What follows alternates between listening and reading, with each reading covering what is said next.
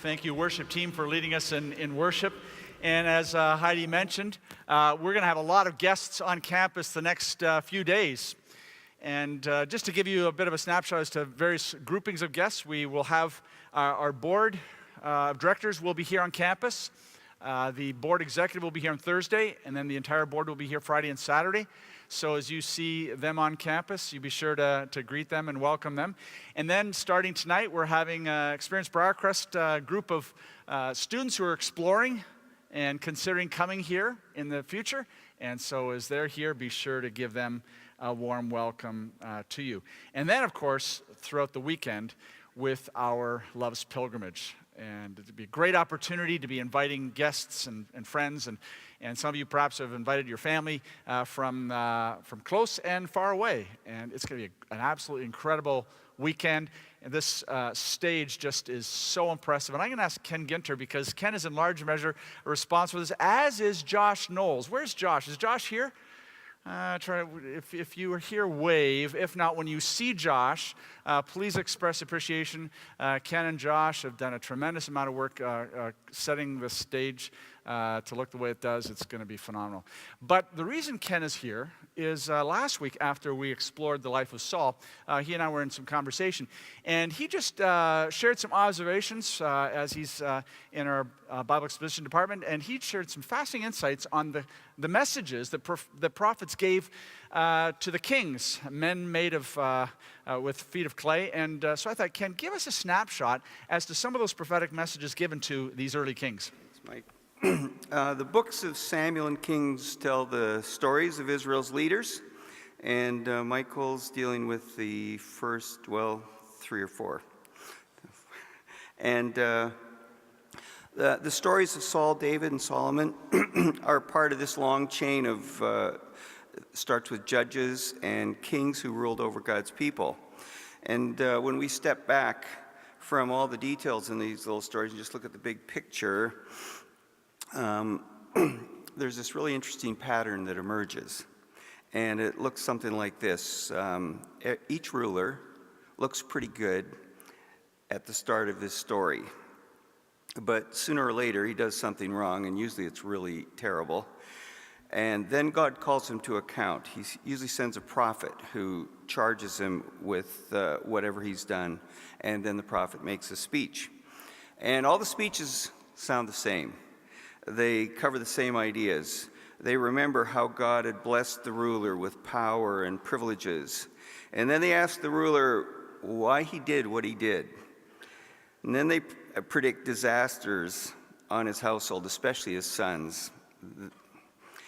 Some predictions take 4 generations to come true, but the prophet makes a special prediction that one or more of his sons will die really soon, as a sign guaranteeing that all the rest of the predictions will eventually come true as well. Finally, the prophet describes the next ruler. He doesn't give us his name, he just describes what he's going to be like. And as soon as the speech is over, the new ruler appears on the scene. We know who he is, we have his name, and he looks good. And meanwhile, the reigning king starts to finish the rest of his career in a life of tragedy. His sons are dying, his household is in turmoil. And then the cycle starts over again. The good new ruler eventually sins. There's a speech against his household, and then the next ruler starts to rise, and the old one starts to face his demise. This is the pattern in 1st and 2nd Samuel and 1st Kings. There are 2 really significant things about this pattern. First, something really intriguing appears when we compare the parallel stories of these kings in Chronicles. The stories in Chronicles are often word for word the same as in Samuel and Kings. Sometimes Chronicles will actually add details to these stories, but Chronicles will never, ever mention any of the ruler's sins, any of the speeches, or any of the stories of tragedy that happened in the household and the king's household and the deaths of his sons. Everything that makes up this pattern in Samuel and Kings has been precisely deleted in Chronicles. And of course, the question is like, why did he do this? And I think, this is my guess, it's that the writer of Chronicles saw those sins, speeches, and tragedies as a central theme in Samuel and Kings, and he didn't feel a need to repeat all that stuff. Instead, he wanted to tell Israel's story again, but with some more details, especially details that would help people living after the exile for whom he was writing. The second really interesting thing about the pattern is that in the middle of all these speeches, which are about what the king has done, we have these really carefully crafted lines about the king's attitude. Not what he did, what he thought. I'll just read these. And these we often remember. Those who honor me, I will honor, but those who despise me will be disdained. That was said to Eli. To Saul, God said, to obey is better than sacrifice, and to heed is better than the fat of rams. For rebellion is like the sin of divination, and arrogance like the evil of idolatry. To David, he said, after he sinned with Bathsheba, why did you despise the word of Yahweh by doing what is evil in his eyes? The Lord became angry with Solomon because his heart had turned away from the Lord. So the Lord said to Solomon, since this is your attitude, and you've not kept my covenant and my decrees, I'm going to rip almost all of your kingdom away from you.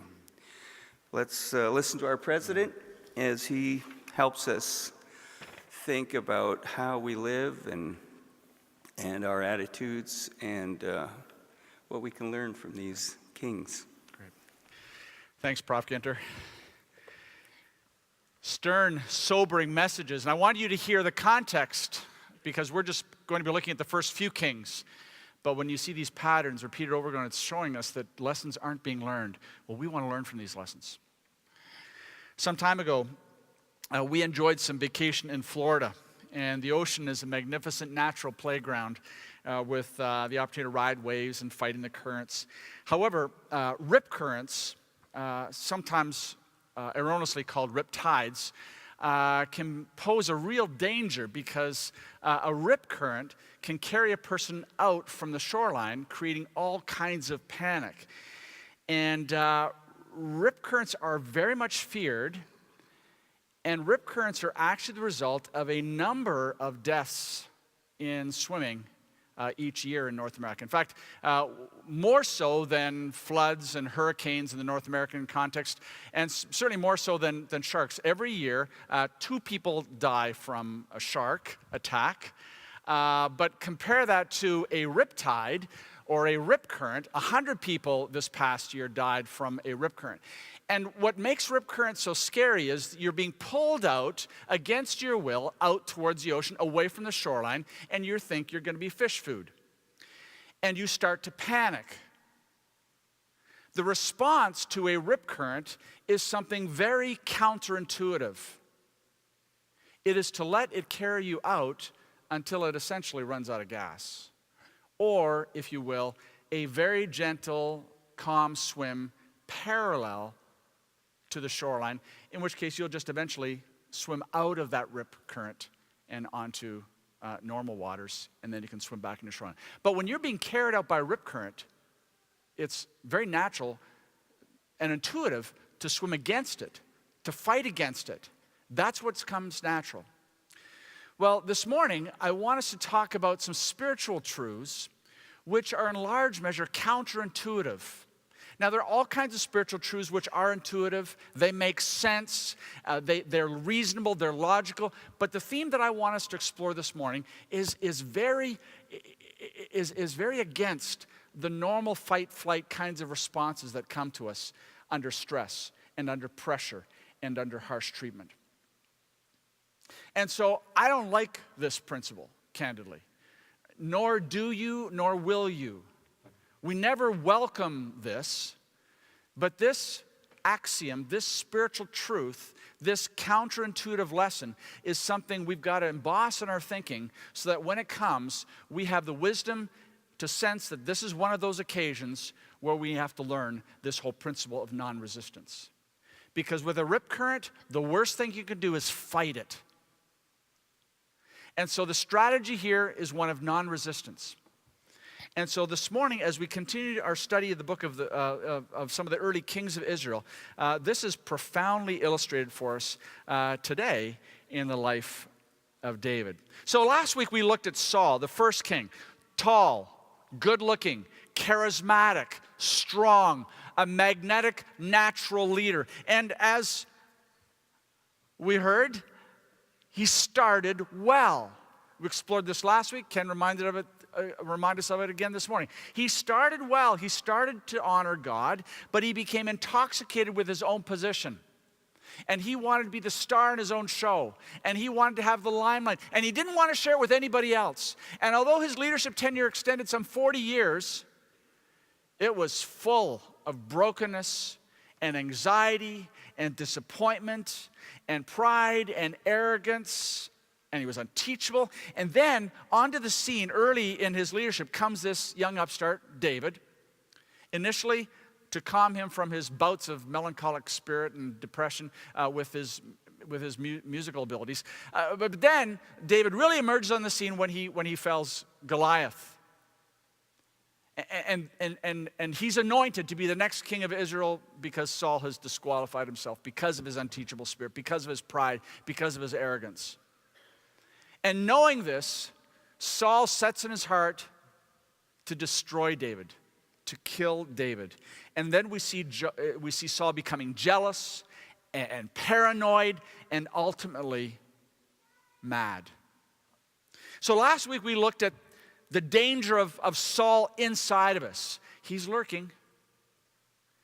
That hunger for the limelight, that unwillingness to let someone share it with us, or let alone allow someone to eventually replace us, that resistant spirit will surface in every one of us to varying degrees at various times.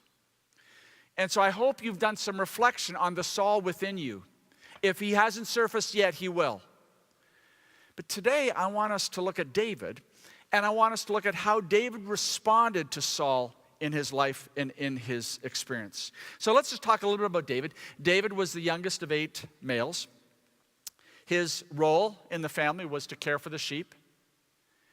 We know he was characterized by bravery, as he was happily and willing to defend the sheep against the predators of lions and bears. We know he was somewhat of a poet and somewhat of a musician. Perhaps he had a bit of a melancholic tendency himself.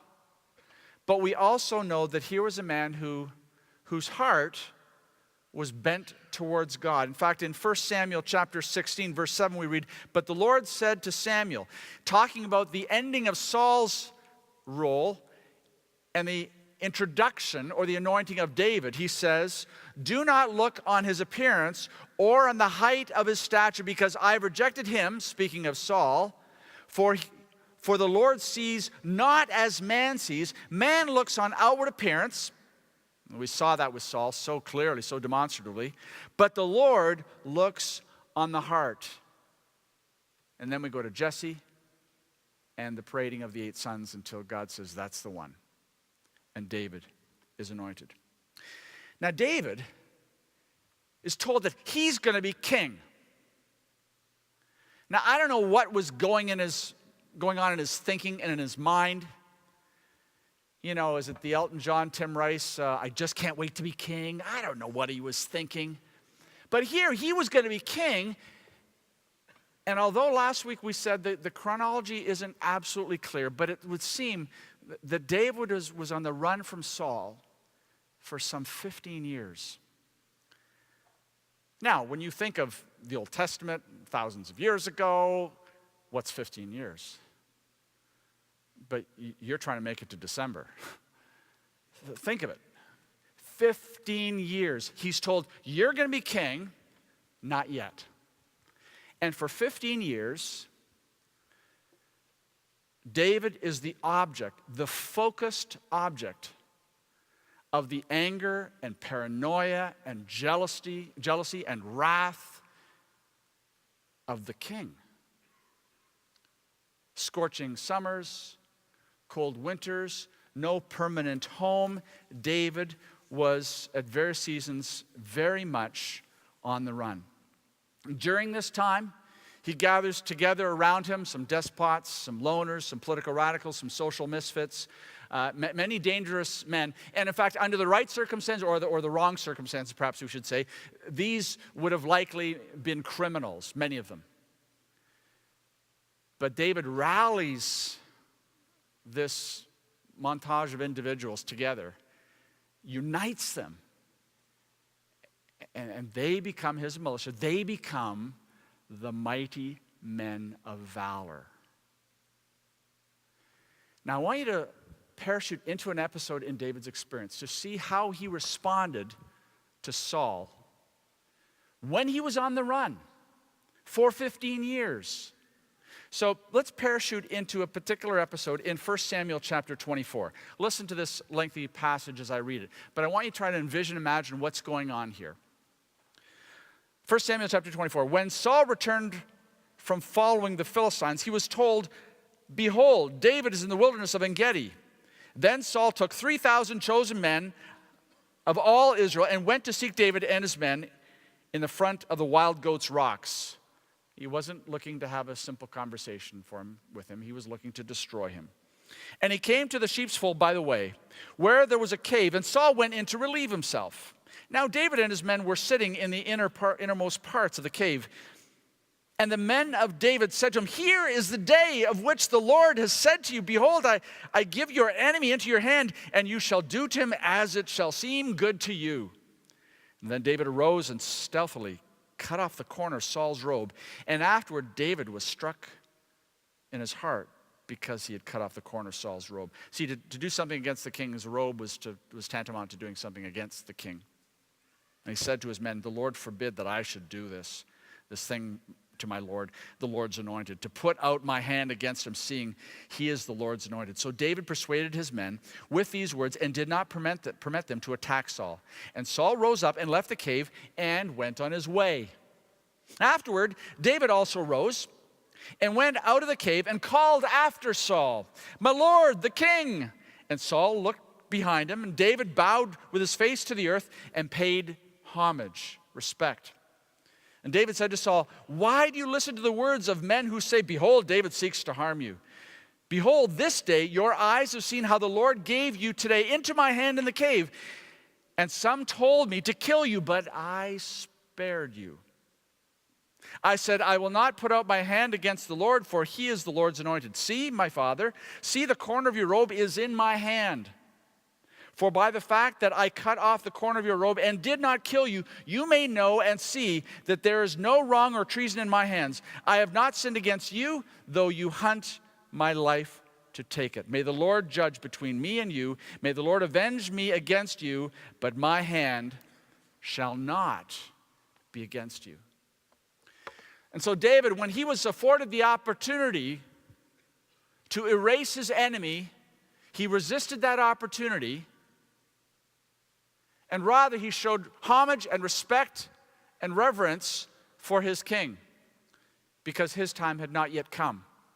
And although he not only had the opportunity, but certainly would have sustained a victory with his mighty men of valor, he resisted that. In fact, a similar episode takes place 2 chapters later in chapter 26, where again he has the opportunity to take Saul's life, and again he resists that opportunity. Now, lest you think that David and his response of mercy and grace and character and forgiveness and submission to the authority that was above him, lest you think that came easily and naturally and simply, I want you to listen to a few of these Psalms. Listen as I read, and I'm just going to read them very quickly, but listen to Psalm 13, verses 1 and 2. How long, O Lord, will you forget me forever?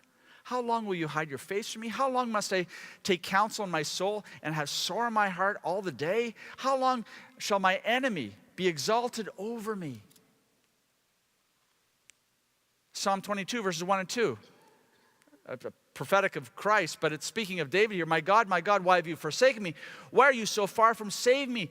From the words of my groaning, oh my God, I cry by day, but you do not answer, by night, and I find no rest. From Psalm 43, where he says, vindicate me, O God, and defend my cause against an ungodly people. From the deceitful and unjust men, deliver me. For you are the God in whom I take refuge. Why have you rejected me? Why do I go about mourning because of the oppression of my enemy? Again, Psalm 55. Listen to this one. Give ear to my prayer, O God, and hide not yourself from my plea for mercy. Attend to me and answer me. I'm restless in my complaining, and I moan because of the noise of my enemy, because of the oppression of the wicked. For they drop trouble upon me, and in anger they bear a grudge against me. My heart is in anguish within me.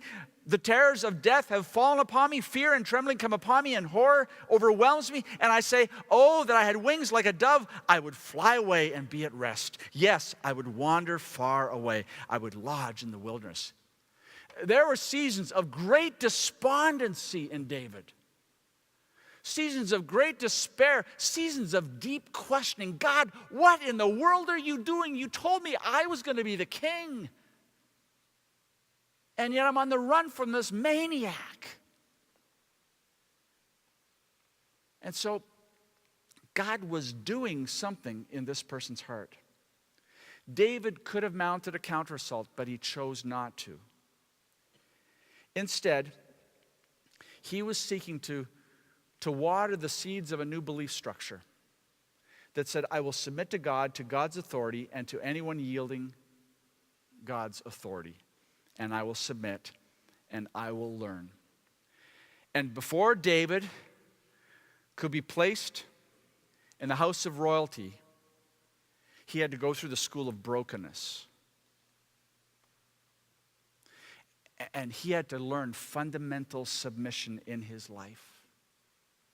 Now, last week I referenced Gene Edwards. I want to read to you an excerpt from his piece, A Tale of Three Kings. He says, in God's sacred school of submission and brokenness, why are there so few students? Because all the students in this school must suffer pain. And as you might guess, it's often the unbroken ruler whom God sovereignly picks who metes out that pain. And David was once a student in this school, and Saul was God's chosen way to crush David. And as the king grew in madness, David grew in understanding. He knew that God would place him in the king's palace under true authority. The authority of King Saul was true, yes, God's chosen authority, chosen for David. Unbroken authority, yes, but divine ordination. You see, David had all the seeds of Saul in him too, because the blood of Adam pumps through his vein as well as it pumps through ours. But God excised the seeds of that self-destructive character through a 15-year experience in David's life. And God was at work in Saul's life too, but Saul resisted. The scriptures say to obey is better than sacrifice. But Saul was of a different mind and a different heart. But David went through school, the school of brokenness, and it almost killed the student. But he came out at the other end with character. Now, we look at David's life, it was still peppered with flaws, but fundamentally his heart had gone through this labor pain of submission, where he was willing to learn from an authority structure above him. And the curious thing is, the one who was initially anointed, Saul, and the one who rejects the tutelage of God in his life, Saul, ends up becoming the instructor, the primary agent of instruction for David in David's experience and in David's life. And so let's make this personal. Let's bring this into our own arena and our own world. Because we all will suffer harsh treatment from somebody at some point in our experience. And the intuitive, natural response will be fight or flight, react, defend. And here we have a powerful lesson in non-resistance. Now, I want us to think very carefully about the lessons from this story. I personally am not theologically a pacifist. That's a whole different discussion. I think there's a place for just recoil. I think there's all kinds of opportunity to defend ourselves against bullying.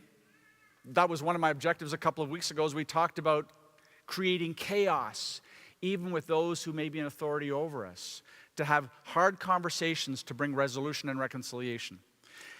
David tried to do the right thing. Sometimes he fled. Sometimes he sought to defend himself. He did seek to explain and he did seek to communicate. But there will be occasions when we will pray for equity and we will pray for fairness and we'll pray for justice and we'll pray for reconciliation and we'll pray for resolution and we'll do everything within our power to make it so, and it will not be received. And maybe that person has got a good heart, or maybe their heart is ill. And maybe it's well-intentioned, or maybe it's with the intention of evil. But there are times, and we need wisdom here, but there are times when God takes us into very harsh circumstances to teach us something far more fundamental. And we're all anxious about the unfairness and the injustice, and God is doing something in our heart. Please, I'm not discounting mediation and resolution and conflict processing and fairness and justice. But there are times when we've got to look back and say, I've done everything I can do, and I find my situation still very harsh. What can I learn from this? About humility, about submission, about brokenness, about trust. And this was a school that David had to go through. Listen, we all will have Sauls in our life. I've had Sauls in my life. Listen, I want you to know that I love the church. And every chance I have to say that, I will say it. I love the church, and I loved my church. But there were seasons when there were Sauls in the church, and they hurt me. And you will have experiences where people will hurt you. And sometimes it will be hurt sustained harshly from what you would perceive to be good and honorable people. These, though perhaps even wrong, may be the Lord's anointed in your life to shape your character. Learn from those occasions. Because what God is fashioning here is a character. We'll get the competency, but character is a whole different arena of learning. And if we don't get that, we're not going to be the men and women of influence that God is calling us to be. Listen, this room is full of leaders. Every one of us will have some kind of leadership role. As a parent, as a disciple maker, as a leader in the church, as a leader in the marketplace. Right now, there are denominational leaders here. There are future staff and faculty of Briercrest here, and the future president might be here. But what God wants to do in every one of us, before he entrusts us with the incredible responsibility of leadership and influence, is he wants to ensure that our heart is right. Saul fought God. He resisted. David was broken by it. And then God used him. Let's bow our heads. Close our eyes. And I just want you to listen to these words from 1 Peter chapter 4. Beloved, do not be surprised at the fiery trial when it comes upon you to test you, as though something strange were happening to you, but rejoice insofar as you share Christ's sufferings, that you may also rejoice and be glad when his glory is revealed. If you are insulted for the name of Christ, you are blessed, because the Spirit of glory and of God rests upon you. But let none of you suffer as a murderer or thief or an evildoer or as a meddler. If anyone suffers as a Christian, let him not be ashamed, but let him glorify God in that name. Amen.